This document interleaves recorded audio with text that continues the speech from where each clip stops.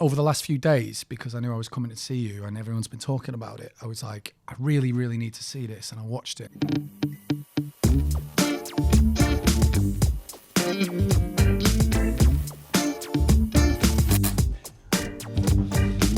Here we are again. What are you laughing at? Have you just got off a helicopter? What are you doing? Yet and he's already on my glasses. Why? I mean, I know why you're wearing them, but maybe you want to tell everyone why you look such a dick. I look like a dickhead, yes. I've had eye surgery, right?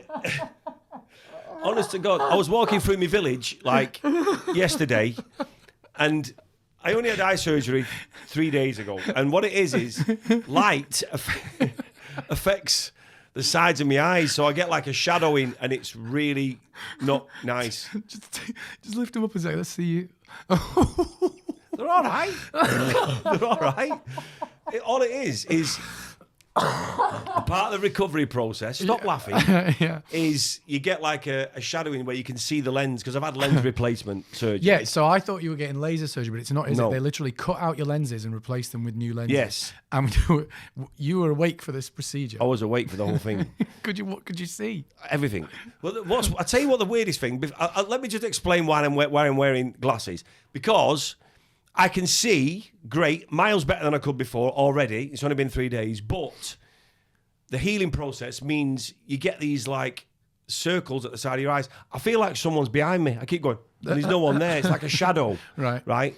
And it takes that, because it's when the light hits the lens, the new lens. Mm-hmm. So when I'm wearing sunglasses, it dims the light, so it doesn't happen as much, and it's really distracting, and it's not very nice. So that's why I'm wearing glasses. But yes, I was awake for the whole thing, and it was absolutely fine, better than I thought it was going to be. I tell you what it's like. If you're scared of roller coasters, right? Yeah. Queuing up is the worst bit. Right. You understand? Yeah. Once you're on it, you think, well, I'm on it now. I've just got to go with it. And once I was lay on that bed, and I had my little heart monitor thing on, mm-hmm. and they wheeled me underneath this like tent where the surgeons leant over, and then he got like gaffer tape. He said, "Look up," and he gaffer taped my eyelashes to my forehead. That's what it felt like, right? And then I lay, and then so I couldn't blink. And then he had one eye, and it took 10 minutes for this eye and 10 minutes for this eye. Wow. Yeah, and it was like having. It's like having, do you know when you have like something really cool, like an ice pop or an ice lolly or an ice cream, mini milk. and you get brain freeze, a mini milk, and you get brain freeze. I got a bit of headache, pressure, and I could see my lens come out. It went all different colour when the lens came Really? out. You could actually see that moment it came out? It felt, yeah. Wow. But I was thinking, well, that's that. And once you're there, one thing you don't do is move. Did they take your eyeball out of its socket, or did they leave it in? No. I'm only asking. Some operations they do. No. If they'd have said, your eyeball's coming out, I'd have said, bollocks. I told you, I think glasses. I said on a previous podcast, You did? I heard a story about, and it was just resting on her cheek. And she Looking around the room yeah, like she that. could see over her shoulder, which no human being should ever be able to do. No, it's unbelievable. As I said, it's 10 minutes. I was out there in 20 minutes. The recovery has been great. I'm on eye drops, antibiotic eye drops every 4 hours. But can you believe, just to be serious for a split second, can you believe that we live in a world, in an era of the human race where people are able in 10 minutes to open your eyeball, take something out of it, replace it with something and make you better? That's like absolute, modern medicine is extraordinary. Unbelievable. I had to have these little tablets put in my eyes. It dilates your eyeball. Yeah. I walked out, right, and I've got these plastic look like I had pills. My eyeballs were like flying saucers, and I had these plastic things over my eyes, and Michelle, my wife, had to pick me up because you're not allowed to drive. I still can't drive. You're not allowed to drive. I walked out, and she just pissed herself laughing in reception. I was like, thanks for the support. And she went, I'm sorry, look at the state you... And I had these plastic things on my eyes. Have you seen the picture? I'm trying to find the picture so I can show anyone who's watching. Have you got it on yours? Oh, here we are. Yeah, it's. I sent it to the group chat of the podcast. Here we are. This is Will. I would never make a good Spider-Man. Just after his operation. I just texted. Was that before you went in? Do you know what Pete said? I hope they're not your new lenses. Massive, big fish eyes. That's our producer. Like, yeah, you can barely tell. But that's why I'm wearing sunglasses, and that's the elephant in the room, and it's more comfortable at the moment. Well, I didn't know how you were going to be. Like, I didn't know whether you'd be able to see anything. I didn't know whatever, or I didn't know if you'd feel embarrassed about like being in the glasses. So, just in solidarity. More than anything. Oh, what have you got behind your curtain? Pissing Wizard of Oz again behind his curtain. What? You dickhead.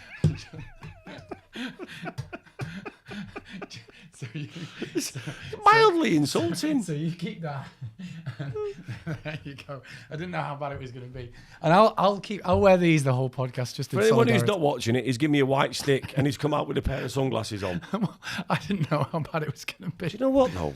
I'm thinking on the way home, if I use that, I might be able to get a seat on the train. Every cloud. Every cloud. I still haven't recovered from your story, which I think we had to cut out because we didn't want to get you cancelled, but where you did something similar to that, so let's not go into it. Don't go into it, don't go into it. Leave it. You'll get cancelled. So, listen, where are we now? What episode is this? 5? 4? 5? What episode 4 is it? 4 or 5? We're looking at our producer. Is it 4? 4. Episode 4. Yeah, so episode 4. We've done more than 3. Oh, yeah, New Year was the last time, before New Year. How was your New Year? It was good. It was relatively quiet, actually. Covered a lot of mileage. I'm not keeping these on. I can't see anything. Yeah. Covered a lot of mileage. Saw a lot of friends, family. But relatively quiet. I did that. I didn't do that thing that we said that people do at New Year, which is like where you go, right, massive party, and then you build it up too much and you just go trying to chase the perfect night. It was like we're just little gathering at a house, just chilled out, and it was all pretty nice. What about you? I had 30 people at my house and did exactly what you said. It wasn't going to do. It was mental. I went to bed at 5:30 in the morning.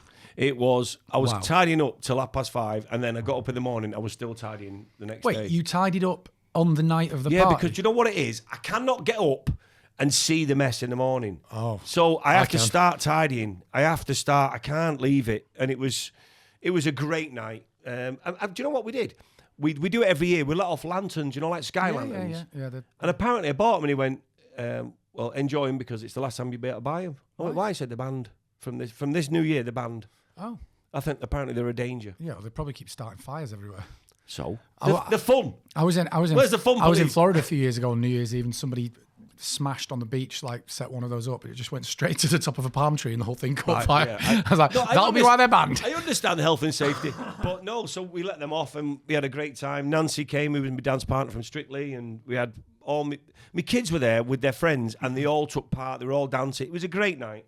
But it was it was a lot of mess, a lot of tidy up. And I tell you what I want to talk to you about. Yeah. Same time as New Year. Yeah. The darts. Did you watch the darts? I mean, I caught bits of it, but I mean, the whole Luke Littler phenomenon's unbelievable. Unbelievable, right? But at the same time, if my daughter came home with him, right, and said, I've got a boyfriend. He's How old is he? 16. And I said, nice to meet you, mate. I want to see your birth certificate because I think you're 35. Birth certificate, passport. Seriously. He's the oldest looking 16-year-old I've ever seen. I know. Honestly, he could sit here with us now and we'd be like, oh, yeah, same generation. Unbelievable. I know, it's insane, isn't it? I mean, everyone got caught up in it, and even my son now has took up darts because of it, and that's what he's done. He's set up a new younger generation to enjoy darts. But my God, he looks old. Yeah. Now I have a bone to pick with you, actually. What? Why? Well, you know how it's a recurring theme of this podcast that like I'm always worried that you're going to get yourself and me by association in trouble. Go on then. Right. What have I done? Okay, right. So, I was talking. So it's sort of a friend of a friend, family friend, but somebody who sort of didn't know me, that's never met me before, and she was chatting, and she was like, "Oh, I'm a fan of the show and the podcast or whatever." Anyway, she goes, "It's this mum, and she's called Sue. She's about mid-50s, I think, and she had a 17-year-old son, Henry, with her, right?" Anyway, she's chatting to me. She's like, "Oh, I love your podcast. I think it's really fun. Oh, but I had to look up what felching was. Right? Oh no, that's your fault.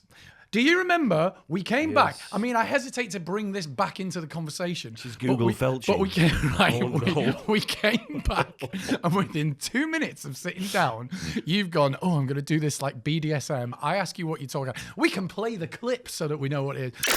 What's BDSM? I don't even know. What is that? I don't know. I don't know what BDSM is. Honestly, I don't. What is it? I feel like you might. I don't. Is it felching? I don't know. Is it rude? Why is that the first thing you Because you always look at me with a glint, and it's usually really rude, and it's something you know about that I don't. You could have picked anything, and that's the first thing you went. Well, because I thought, what's the rudest thing? Is it porn? But no, you went straight to film. Docking? Is it that? That's not. Stop saying words. Well, I don't know. Stop saying. You know more about this stuff than me. I don't know any. I don't even know what BDSM is. I've never even heard of it. I don't. Is it bondage? I believe it might be. Well, there you go then. See. And I said, "Is that?" And felching? you went. I went BDSM, and your first thing. What's that felching? Yeah, because your mind is so weird. Well, you went, "What's that felching?" So anyway, that was a whole thing. So Sue goes, I had to look it up, and I was like, "Oh my god, I can't believe that's what it is." And I was like, "Don't blame me. Don't blame me." Don't at which Google point, felching. At which point, she's Googled felching, and she was appalled. Her 17-year-old son Henry pipes up. What's felching? Oh no, he's not Googled it as well, has he? No. And he went, Mum, what are you talking about? And I went, this is my moment to leave this conversation. That's the kind of trouble you get me into. Well, I forget that people listen to this. Yeah, I know you do. My next door neighbour messaged me, and he's like, if I'm Homer Simpson, he's Flanders. Right? Oh no, he is. He works out loads, doesn't really drink. He's one of them. He's a really nice guy and all that. Very straight, up at very six conservative. every morning, like that, on the dot. And he said, "Listen to your podcast. Really enjoyed it. And I have to Google what felching is." I just texted and went, "Don't Google felching." Please don't. I wish I'd never brought it into the conversation. Well, yes, I know I brought it back into the conversation, but that's the kind of trouble you get me into. Yeah, it was honestly when this mum and a 17-year-old lad was like, "What is it?" I was like, "And I am out of this one right now. Thank you." No, yeah, don't Google that. I tell you, on a similar subject, it's not felching, right? Oh.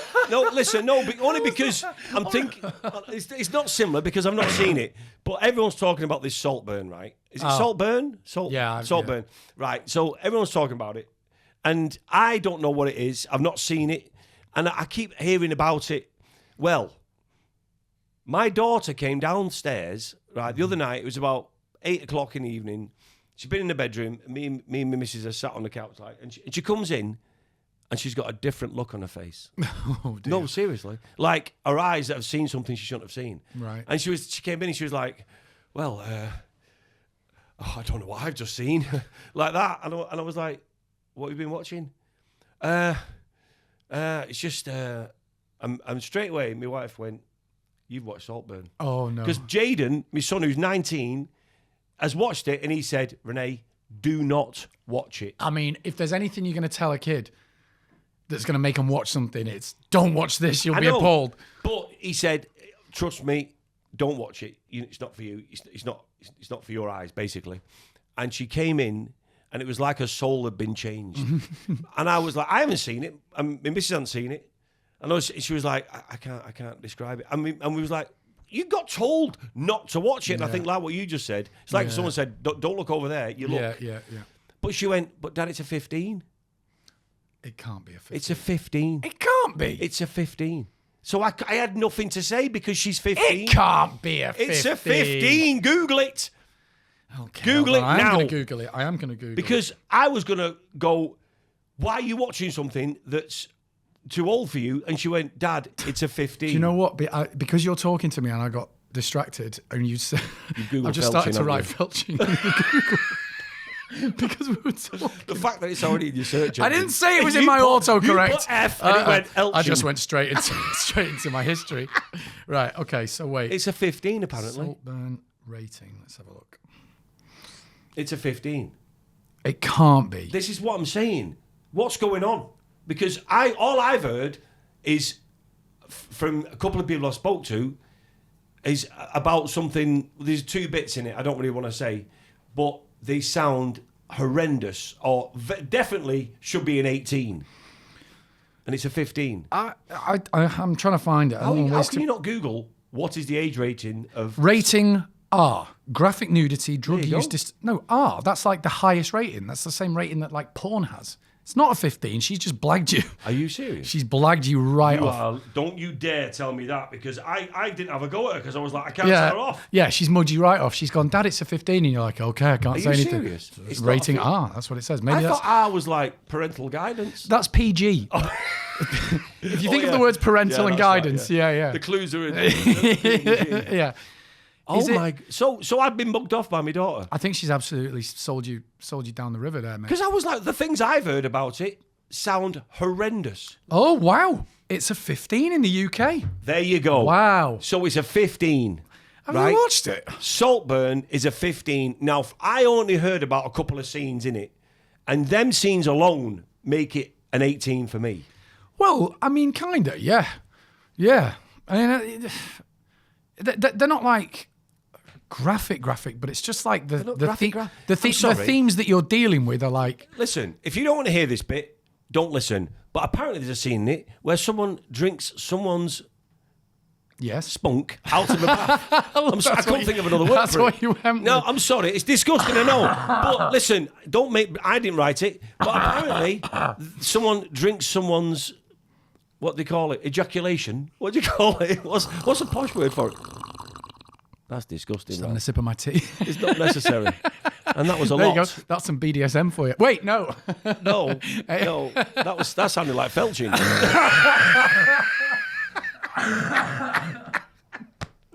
You're not doing my cough any favours.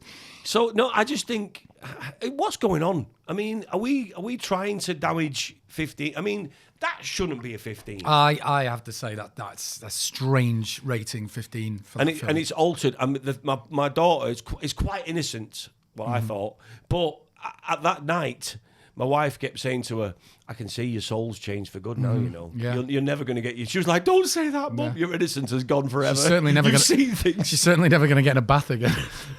Ralph, it's my daughter.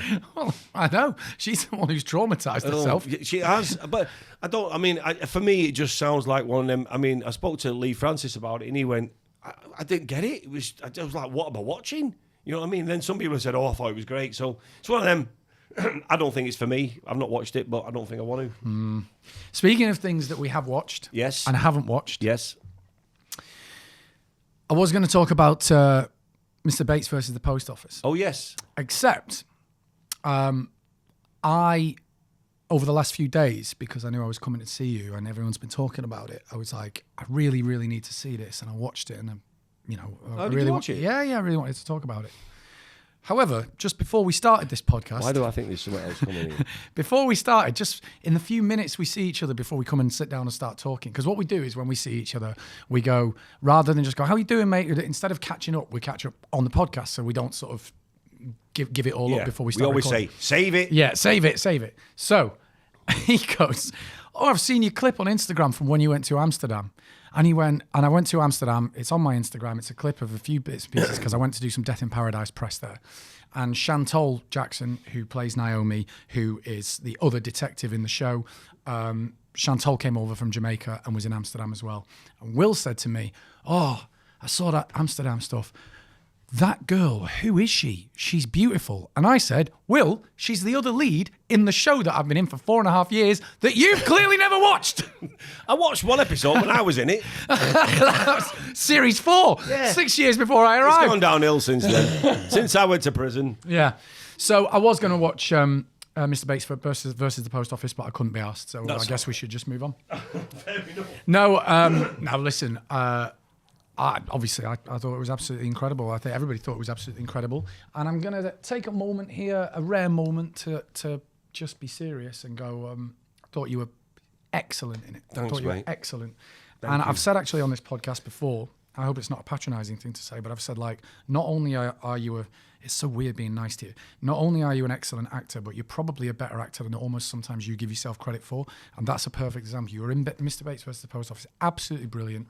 That bit where you broke down in the kitchen, it's just fabulous performance, and you should be very, very proud. Thank you, mate. And do you know what? I'll be... This is the God's honest truth.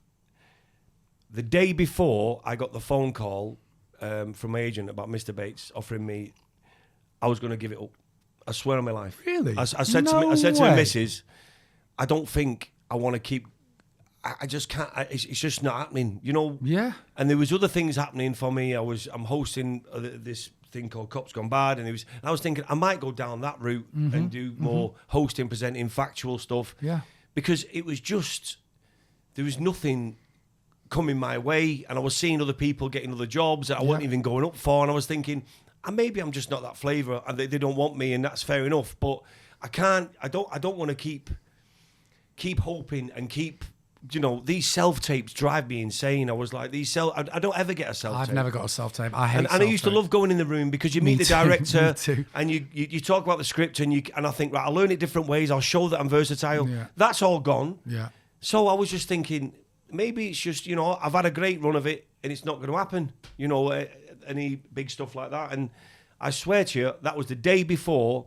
And the next day, my phone rang. It was my agent. He said, I'm sending you a script. It's an offer from ITV, and it's called Mr. Bates versus the Post Office. Was that a straight offer? You didn't have to audition? I didn't have to audition. Wow. This is what I'm saying. That's amazing. I think there's probably been one other time that's happened in my whole career. Yeah. So for me to go from one day going, you know, it's just, maybe it's time for me to think of other things. I've been working, but you know, when you just think, I'm 40, I've been in this 35 years now, and it seems like I'm just not getting where I want to be, and you know, I've got to concentrate on other things. It was just my mindset at that day, and I said to Missy, and she went, "You do what you feels best." And the next day, the phone rang, and I got offered that, and it's the biggest drama I've ever done, and it's the biggest drama in the last 10 years, the most watched, the most viewed. It's going to make history. Well, you have had these amazing moments when you popped up in Broadchurch. You're excellent in but that. I'm just saying, you never know what's around the corner. I know. That's what I'm saying. In life, in general, you never know what's around the corner. It's not quite as sort of cut and dried as the example you're just describing. But I definitely had before. I went in and I did audition for Death in Paradise. Although I don't know how many people they were seeing. But like I was sort of not quite as extreme as that. I wasn't like I'm giving up tomorrow, but like I was definitely in that zone of kind of going. I'm 39. I've never like everything I've been in has been, even the successes that I've had been. I'm very very proud of my career. Don't get me wrong, but like maybe the moment has gone for me to ever hope for like that lead role. Maybe it's just gone. And it was that sort of weird. Moment of just going, maybe I just have to accept that, and it's a little bit disappointing and bittersweet, but you let it go. Now, we should also say for anyone listening and watching, like both of us have been very, very lucky, because if you're working in our industry and doing what we do, you're very, very lucky. 100%. But I just think it's interesting that even when you've been as lucky as we have, and you've still worked and you've made a career out of it, to an extent, that never goes away. There's always that like, but if you lose the drive, what if don't this do one? it. Yeah, That's the way I exactly. see What it. if this one's not right? What if I don't want to do the hustle anymore? It's funny what you say about self-tapes and never getting one. I'm exactly the same. And I've heard plenty of people go, "Oh, I love them. I love self-tapes." And I understand that there is a certain element to going, look, if you're away, or even if you're in Manchester and the auditions are out in London, you get at least a chance to roll the dice, because rather than having to travel and whatever, it gives you a fighting chance. I get that there's that flip side to it. But for me, I'm much better going in a room, chatting to people, asking what they want, trying to do a performance, whatever. I've never even got a recall off a self-tape. I'm sure people know what self-tapes are, but if they don't, you get an email. It's like, can you put yourself on tape for this role? Here's a page of the script, or 10 pages of the script. Can you do that? Then you have to set up the camera, find someone to read in with you, to read the other lines, and you have to do that. And it's just, I've never managed to make that work. I just don't think there's any personality in it. And I just think they don't meet you. No, you go, correct. "Hello, I'm Will Mellor. I'm 5'11". And then you go, "My agent is," and you hold it up on a piece of card. Yeah. And then you do a tape and you send it in. So they get that one bit of you. They don't get to be directed. You don't get, and going in the room, I think that's when you get to meet people and talk about the project, and they meet you as a person. Exactly, and talk to the director, see what they're interested in. And do you know what? I don't want to just blame COVID, but COVID has just made everyone go, "Hey, we don't have to hire out spaces anymore. We'll just get people to send tapes in," so it saves them money. But I just think tapes were well on the rise before then. it's just. But just for balancing this argument, look, my opinion is I don't like them and you don't like them. But for balancing this argument, Dominic West got The Wire off a self-tape famously. I know. Hugh Laurie got house off a self-tape. Yeah. You know, I think he's the highest paid British actor. Yeah, Wasn't he? for a few years he was like pro rata per day. He was the highest paid actor, I think. No, I think it can. So it can work. Don't get me wrong. It's just it doesn't suit me. I just lost a bit of the passion I used to enjoy preparing and going in the room thinking I know what I'm going to do, and if he says can you do it any other way, I've got it. And it was just... No, that's what it is. You're right. It's the sense of performance. You're exactly right. You go, I've got an audition today. Okay, so I'm going to get up, get my head in gear, make sure I've got the lines down, have a cup of tea, get mentally prepared, go in, chat to people, ask them what it's about, and then deliver the best that I've got. Yeah. When it's a self-tape, you're like, okay, set up the camera, okay, and then... Some people say they do 10 takes and then send them over. But once I've got one I'm like, I don't know what they want. I guess I hope that one's okay. You can't be directed. They can't go like that. Now try it this way. Because I think that's part of your job. Yeah, totally. But anyway, listen, that is the God's honest truth. Before I got that phone call, I was just thinking I might start focusing on other things and just sort of go into another part of this industry. But that's what I think life's about in general. Not just in our industry. You don't know what tomorrow's going to bring, so don't give up. You know what I mean? This is You're me exactly saying right. not to just myself. It might be bad today, but tomorrow might be better. Yeah, exactly. And anything's possible tomorrow. The phone could ring and your life could change in a moment.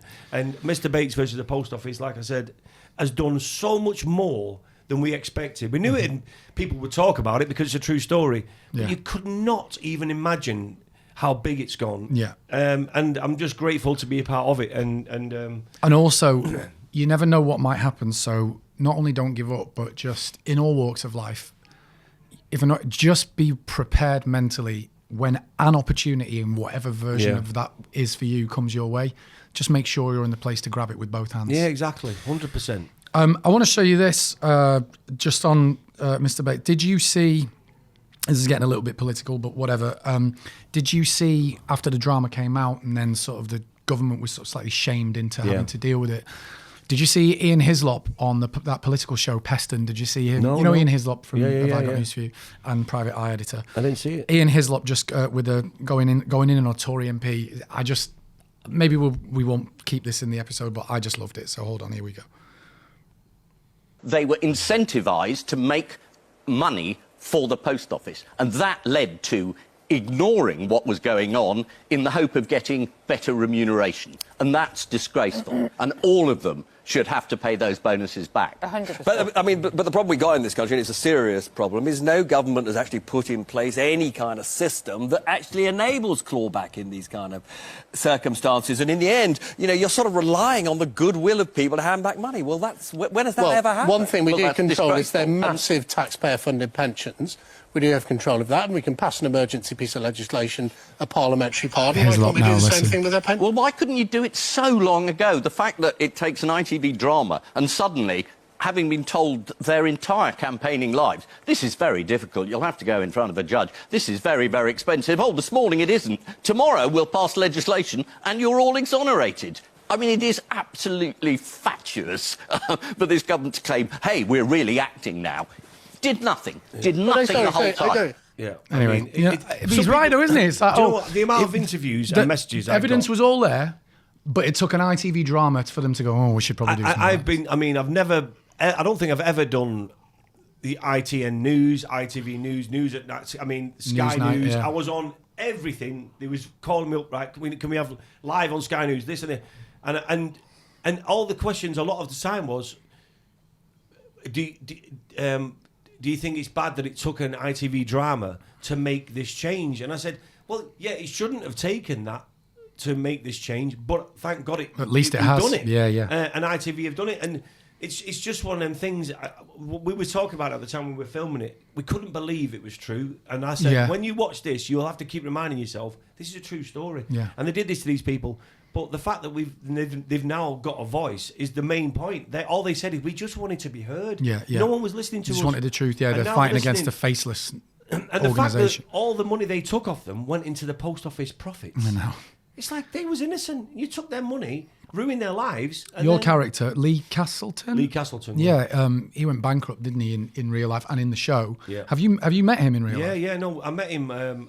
We had a screening at BAFTA for the press, and I was I had my suitcase and a coffee in my hand, and someone opened the door for me. And I went, "Thanks, mate." He went, "I'm Lee Castleton." And honestly, my jaw dropped. I put my coffee down and I just hugged him. Because this was after we'd filmed it and all that, and he'd seen it. And honestly, it was mental. And he was just like, "I just want to say thank you for what you did." And I was over the moon with what you did. And that was like a weight off my shoulders. Because playing a real person, there's a responsibility that you just think, he's going to watch this. Yeah, yeah. And you just want to make sure you get the truth right and you get the emotion right. And people feel it. Because if you feel it, you want to act on it. And I think that's the difference between reading about this post office scandal and seeing it, and that's why it's made a difference, because people feel what they went through. I think so. The general public. I was watching it and I was thinking about this, and I was thinking that the beauty of being able to, and art, I mean, let's not get too grandiose here, but this is why art is so important, because it was able to put out to the public and show us, the public, the viewing public, these are real people, and obviously it's a dramatization, but this was a true story. These are real people. This is what happened to people, and you connect with it. It's very difficult to go, there was a bug in a computer system. Exactly. It's the post office, blah, blah. It wasn't I want to say, I can't think of a better word than like a sexy news story. It was the post office and a bug in the system. But actually, the real world effects were enormous. think And people once you see lost it, their lives. People took connect their with own it as lives. well. Yeah. Personally, you see it and you think you know the people, even though we were a dramatised version. You think you know them, and you think, we need to do something about this. Yeah. And what I think is amazing, it shows you what we can do in this country when we come together as one and go, this is wrong. We need to stand up together and get this justice for these people. And it shows you what we can do. Don't separate, don't segregate each other. Let's come together, especially for things like this. And that's what's happened. And things are happening, and changes are being made. Yeah. I'm making a documentary about because more people are coming out all the time. I think there's been another 700 people. There's pressure on now. Paula Venel, she's handed back a CBE because 1.1 million signed. Well, Ian Hislop, in that clip that he goes on to go, they said, well, we were acting. He was like, you gave her a CBE 2 years ago? She got a £2 million bonus. 2 million. And she's a priest. I know. She goes to church telling people how to behave and be a good person. I know. And then people are killing themselves and going to prison. Yeah. It's mad. It's mad. I mean, the Indian lady, she tried to kill herself, and she had to have treatment on her brain. I think. Yeah, like electroconvulsive therapy. Yeah. And the actual lady can't remember her childhood anymore. Wow. Because of that treatment. Now, what price? What compensation's that worth? Yeah. How much is your childhood worth? Your memories? Yeah. That's what I'm saying. Listen, we don't know how deep the rabbit hole goes now from here on in, but at least now it seems to be moving forward. It sort of reminded me, we have to be, both of us you'll know what I'm about to say. I have to be very careful about talking about this because we have certain legal obligations, what we can and can't talk about. You 2 pints. But it's sort of, what? It reminded you of 2 pints. Very similar show. No, it sort of reminded me of the whole phone hacking scandal, which was going on for years and years and years and had a real world effect on real people's lives, including mine and yours. Yeah. And Prince Harry's just won a case. And you couldn't say anything about it because you just go, well, this is clearly happening. And people are like, no, it's not. Yeah. And then it took one thing to break. And listen, it's not, I think we should probably leave that there because we have, we're legally contractually obliged not to. But, both Will and I were victims of the phone hacking scandal and had to go through that. So anyway, listen, Mr. Bates versus the Post Office, you should be really proud. It was fabulous. You're really part of something that, everything that entertains people really matters because that's what we do, but also it has sort of incredible real world kind of truth and ethical value to it, and you should be really proud. Thanks, man. You also work with some fabulous people, some mates of mine. Sean Dooley's an old mate of mine. Unbelievable actors. Yeah, Sean Dooley's a mate. Monica Dolan is just unreal. Always been unreal. Phenomenal and Toby actors. Jones, obviously. But when you're on a set with people like that, you have to make sure you turn up with your game. Absolutely. So you when you're working with people like that, you just all sit in the space and just be in the moment, and that's what you have to be. So. Listen, I need to tell you a story, right? Oh, go on. We're going. This is completely. We're leaving that there. That's that finished because I'm going to forget it. This is going to be the most Will thing ever. Thank you so much. I was in something that was really important and really changed people's lives. And I'm really proud, and it just really gives me a sense of my art and creativity, and I was proud to be part of it. Anyway, Felching. No, it's not. Listen, no, this is true. And do you know what it is? Sometimes I'll leave a podcast and I'll think, I forgot to tell Ralph that happened, and it happened the night before I had my eye surgery. Right. And I just thought, listen, I have to tell you, and it's on my mind before I forget. So the night before, I stayed in Kensington because that's where the surgery was. Yeah. And I had to be there in the morning, so I thought I'll stay over. I can just walk across the road to it. So I'm staying in Kensington at this hotel, and I'm in bed, and I thought, because I was a bit anxious, I wanted to try and get a bit of an early night. So I thought, and I struggle to sleep anyway. My head's full of magic all the time. So I'm laid down. It's about 11:30. I'm still awake, and I start to nod off. It's about midnight, and then I hear banging outside in the corridor in this hotel, and I thought, oh no. Bang, bang, bang, and then someone shouting and talking, and then it went quiet, and then a couple of minutes later, bang, bang, bang, bang, bang, and I was like, so I've got my eye mask on my head, I've got my just in my pants, and I thought I've got to go. So I go out I just lean out the door, and there's a bloke about 5 doors down opposite, banging on the door, and he's got his key in his hand. I went, "What are you doing?" He went, "Key won't work." I said, "Well, banging on the door's not going to help. If there's no one in the room, just go to reception and get him to do your key for you." And he went, "Oh." And then he walked past me door. And as he walked past the door, I went to close my door, and he sort of went around the corner and then came back and leant back to look at me. And I closed the door quick. I thought, he's obviously... This is not the moment I want to be recognised. Yeah, I'm in my boxers. I've got an eye mask on my head. So anyway, I go to get back in bed, and I thought, I want my do not disturb on the door. Mm-hmm. So I went to look, and I looked through the keyhole, the eye hole. Yeah. And he stood at my door with his ear to my door. No. Yeah. And I thought, oh. With his ear to like the this, door. listening, and sort of trying to and then he sort of walked off to the left. So as he moved to the left, I opened the door. And he walked back, and he went, "Do you want a blowjob?" I swear on my life. And was it a good one? I swear on... Do you know when you caught out? I went, "Fuck off, you dirty bastard." I went, "Don't talk to me like that. Fuck off." And he went, "All right," and walked off. Do you know when you went... I thought he was going to go, "Don't shout at me," or it was a bit of confrontation. He just went, "You want a blowjob?" I swear. And I couldn't sleep. I rang down reception and went, "There's a dirty bastard up here knocking on doors, offering sex to people, getting thrown out of the hotel." And they went, "Oh, sorry, sir." I said, "He's banging on doors." And I was pacing the room. I thought, I felt violated. I mean, it wasn't even a Hello Kitty eye mask or anything like that. I don't know what gave him the idea. Honestly, it shocked me. Yeah. Caught out. Yeah. That's a challenging wank before you go to sleep, innit? It's like you put me right off my stroke.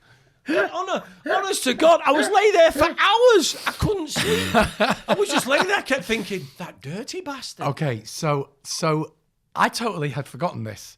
Don't tell me it's happened to you as well. No, I was the guy. It was you. Did you recognise me? I was wearing a wig. Weird though, right? No, so this is a banging on hotel room door story that I'd totally forgotten. I can't believe I've forgotten it because I should have always planned to tell you this, but you've just reminded me. So, funnily enough, we mentioned that Amsterdam trip. It was actually a couple of weeks ago, even though on Instagram it looks like I'm there now, right? So I went there and I was doing the thing for Death in Paradise, press for Death in Paradise. I was there 2 nights. And there was a few cast members from Death in Paradise and Beyond Paradise, the other show, and a few of their friends, friends or family or whatever, because it was a lovely big trip.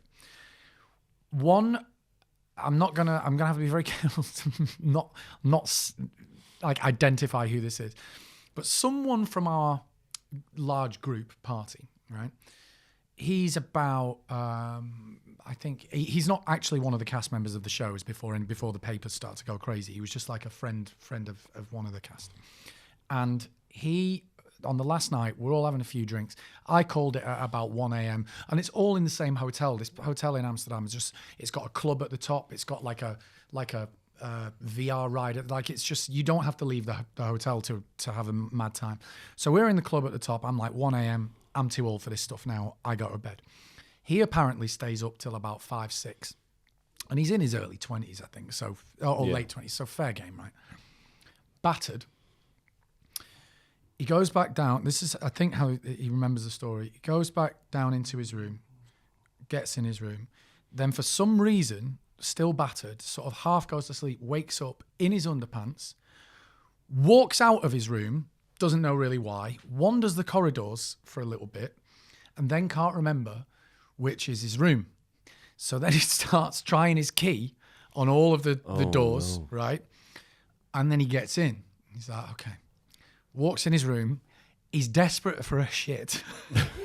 He goes into the ensuite, shuts the door, sits down and has a shit, falls asleep, passes out whilst having a shit, passes out, wakes up, going, doesn't know where it is. Sort of, I guess, I hope cleans up, maybe wakes up on the floor, I don't know. Goes to open the ensuite, can't unlock the door because he can't figure it out because he's battered and he can't unlock the door. So starts banging on his own ensuite door, hoping that someone's going to come and save him. That would be bad enough because who's going to hear that? Is the story that he ended up locked in his ensuite for hours? No, it's much worse. It wasn't his room. What? Apparently, one of the doors he tried happened to still be slightly latched and hadn't closed properly. No. There was a couple in the bed that didn't hear him come in and go into their ensuite and shit in their toilets. And he's banging on the door. Imagine being that couple going, what? Who's in our toilet? There's someone in the toilet and he's shit everywhere. So honestly, I came down to breakfast going, what happened? Because this was spread like wildfire. And the guy had to open the thing, I guess had something just in case, right? It's like, who are you? He's like, I don't know where I am. Frog marched him in his pants down to the reception. He said, I think I've got the wrong room. They had to look at the security cameras, security footage, and they could see him trying all the things. And in the end, it was kind of all smoothed out. But can you imagine, it's worse for the couple, right? But what an absolute shambles. Anyway, the long and short of it is just before he left them, he said, do you fancy a blowjob? And that was the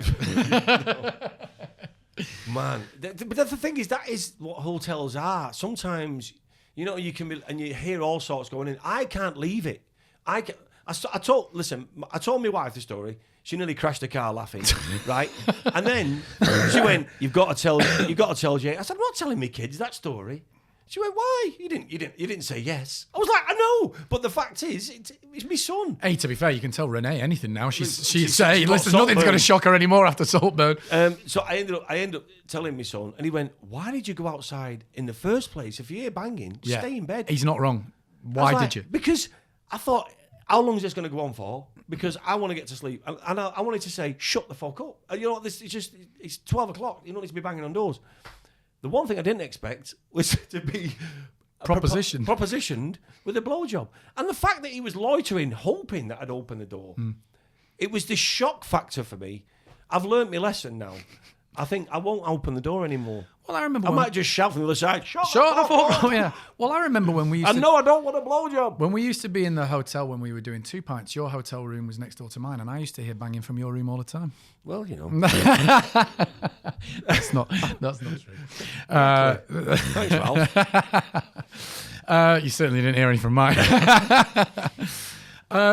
We should do a little chat about our tour because it's word on the street is tickets are selling really quite nicely. Yeah, it'd be nice if we had a show, but we haven't got one yet. No, but we'll do what we did last time, which is go with 3 days in advance. We should probably think about what we're going to do. I have been thinking about it, and it keeps me awake at night. I'm thinking, right, we could do that, we'll do this, we'll do that. But, until we get together and start bashing out the ideas... Well, I think we bring some of the old favourites back from last year. I've got some ideas. Good. I've got a lot of. I think we're going to be bigger and better this year. Well, we have to be. That's the pressure. Yeah. First time round, you go. They don't know what they're coming to see. We'll have a bit of fun, and it went great, and it could have gone any better. But now, we've got a template for how we know what works. We can build on that, can't we? Yeah, and also people come with an expectation, so you've got to make sure it's better. But April Fool's Tour. April Fool's Tour coming to a city near you in April, obviously. And we're wearing our merch. We're wearing our merch today. Yeah. This is now our new uniform for our podcast. Yes. We kick off in Leeds on the 4th of April. All dates, locations are on the website, www.twopintspodcast.com. Grab your tickets. It was great last time, wasn't it? It's selling quick as well. And the thing is, the whole point of the tour in the first place was, the podcast had been supported through lockdown, and, that's why we set it up in the first place. The pubs were shut and wanted to enjoy having a good chat, and people could join us. And then the tour just exceeded everything that we thought it was going to. It was unbelievable, and people enjoyed it. And who doesn't enjoy a good night out with a few drinks? So far we're doing Manchester, Nottingham, Birmingham, Wolverhampton, Sheffield, Newcastle. But we are it looks like there's enough interest that we might be trying to add more venues because we do want to try and get around as much as we can. And also, we're not. I mean, I keep, oh yeah, can we be very clear? We don't book the venues. I get messages all the time. Oh, it's very northern. It's like, yeah. I'm sorry, but I'm not. I don't. I'm getting people that are legit offended, going, "Oh, so." The Edinburgh date last year, I thought it was great, but you're not coming back. What did we do wrong? It's like, I don't make these choices or decisions. What do you think I do? Book the venues myself. No, we're just the performing monkeys on stage. Exactly. We just turn up, have a laugh, have a few beers. But we would like to. We are listening to you, and we would like to get out and about a bit more. We're so trying. the more. But trust me, the more kind of interest you guys show in it, the more chance we've got of getting to you. So please, yes, www.twopintspodcast.com, and the link at the bottom of this episode. You can brush off those January blues. Instead of spending it on pointless crap in the sales, you can spend it on our pointless crap instead. Have you done dry January? Do you know what? Good question. I mean, the answer is no. Strictly speaking, the answer is no. But what I've done is I've done nearly dry January. I know that's not really the point. I know it's not really the point, but it is sort of, I've had an attitude of going, I'm always very careful in life about when something's all or nothing, because I feel like it's very easy to fall into a psychological trap of going, I've got to do dry January. Oh, well, I'm going out tonight, but I'm going to have to avoid it like this. Like, look, I've basically had probably the 16th of January now? I've probably had 2 pints of beer one week and another That is dry January. Yeah, so pretty honestly, I had a beer on New Year's Day and I went to bed at 5 o'clock in the morning because I went for a curry. I can't go for a curry and not have a beer. Yeah. The next day I was like, listen, we're not cooking, our kitchen's just been cleaned, let's go for the curry. Yeah. And I thought, I'm not drinking, and as soon as I smelt the curry, I had to have a beer. Yeah. I cannot have a curry without a beer. It goes hand in hand. But like I've just thought, well, I'm doing dry January. If I have like 4 beers over the entirety of January, that's a significant reduction in the amount of beers I've had in January. So it's good enough. I'd be over the moon if I had 4 beers in 1 week. But do you know what I've always had? I can't remember if I've talked about this before. Do you know where I've always been a bit lucky? Listen, me and you have known each other a long time, and me and you have had a fair few nights out, and like we've seen each other smashed and all that kind of thing. I love a night out, don't get me wrong. But I've never had that in me where I'll be at home on my own and I go, oh, I just fancy a glass of wine, or I just fancy a beer. You said that. I've said it before, haven't I? I've always just had a cup of tea. Don't you? And I think that does me a lot of favours. It does. Because it just means that I don't like sort of look forward to, I better have that beer of an and it becomes a habit. Yeah, exactly. I get to 7 o'clock and think, oh, I'll have a beer now. Yeah, in the morning. I don't need it. I mean, do you know what? Jaden, my son, he's not a drinker at all, and he's like, he said, what's the point in drinking if you're not going to get drunk? I was like, well, I like a beer. He said, don't tell me you like the taste of beer because it's horrible. I was like, no, I do like a beer, and it's not I don't drink to get pissed. I'll have a couple of beers. But he's got an interesting point, because he said, well, what's the point Because then? I think there are drinks that purely taste-wise, that I would much rather drink than a beer. Is it my favourite tasting drink in the world? No, probably not. But there's something about, I don't know, psychologically, like what it is. It's like, oh, I'm having a beer. Even if it's just 1 or 2 with you, with a mate, or when we're doing this podcast, I'm having a beer. It's not necessarily to get drunk, but it's also not necessarily just about the taste either. It's about, what is it? It's what it represents? I don't know. I don't know. It's a weird one. I think it makes me feel happy. well, there you go.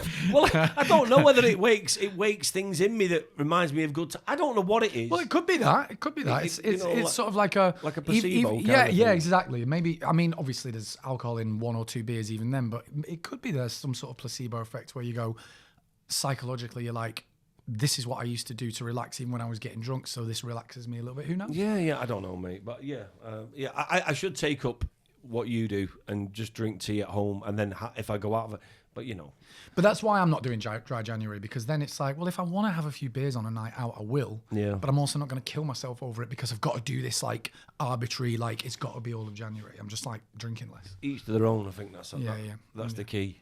Yeah, each to their own, isn't it? But that's probably it. I think that's a nice place to leave it. Like next time we pick this up, I'll find out whether you survive dry January. I love about our chats. We go through. I mean, we've been through felching. We've been through someone offering me a blowjob. Yeah. We've been through Mr. Bates versus the post office. Yeah, the psychology of what we do with self tapes. We have really gone round. But that's what. Do you know what? Two Pints of Will and Ralf is like if you're sat in a pub, you don't just talk about one thing. Subjects bounce about. Yeah. So I hope you stuck with us. I quite like it when we go a little bit serious because it's always quite strange because it's not something we do very often. And it's like, yeah, what really You is. know, I don't think there's any rules to our podcast. You know, who knows what's next? That's the whole point. Well, we certainly don't. I ain't got a clue. Tune in next week for more stuff that we ain't got a clue what we're going to say. Absolute bollocks. Thank you for listening. Join us again for our next one. And please do have a look at the website for tickets for the tour, www.twopintspodcast.com, or the link at the bottom of this episode. Thank you, guys. Thank you, and we'll see you on tour. And that was episode 4. So listen, tune in for episode 5 for more of this. Same old shit. You're still going to be wearing your glasses? I don't know whether I'll still be wearing my glasses. Please do. It'll make me laugh a lot. No. I'm hoping that my eyes will be perfect then. I'll be able to see into your soul. My eyes are going to be that good. Bionic eyes. I haven't got a soul. I lost it a long time ago. See you all in a bit. Come on then.